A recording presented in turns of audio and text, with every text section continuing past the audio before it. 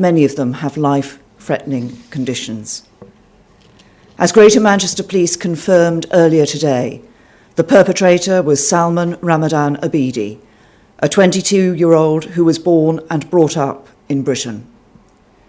And as the emergency services have confirmed throughout the day, his victims were innocent children, young people, and their families. Our thoughts and prayers are with them all. I want to reiterate what I said this morning about the professionalism of the emergency services and the bravery of the people of Manchester. Through their actions, they proved that cowardice will always be defeated by bravery, that evil can be overcome by good, and that our values, the liberal, pluralistic values of Britain, will always prevail over the hateful ideology of the terrorists. In my statement earlier today, I said that the police and security services needed to investigate whether or not Abidi was acting alone.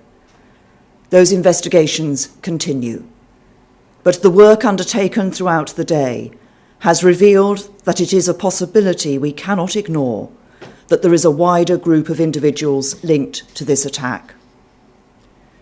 This morning I said that the Joint Terrorism Analysis Centre, the independent organisation responsible for setting the threat level on the basis of the intelligence available, was keeping the threat level under constant review.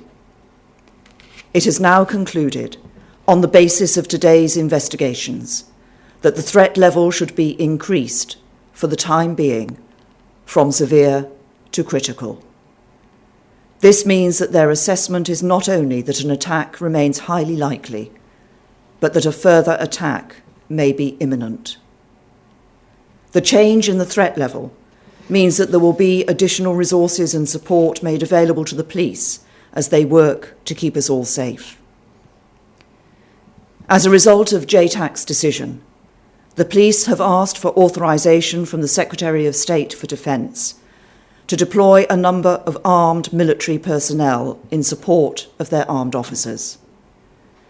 This request is part of a well-established plan known as Operation Tempora, in which both the armed forces and the police officers involved are well trained and well prepared to work in this kind of environment. The Secretary of State for Defence has approved this request, and Operation Tempora is now in force. This means that armed police officers responsible for duties such as guarding key sites will be replaced by members of the armed forces, which will allow the police to significantly increase the number of armed officers on patrol in key locations. You might also see military personnel deployed at certain events, such as concerts and sports matches, helping the police to keep the public safe. In all circumstances, members of the armed forces who are deployed in this way will be under the command of police officers.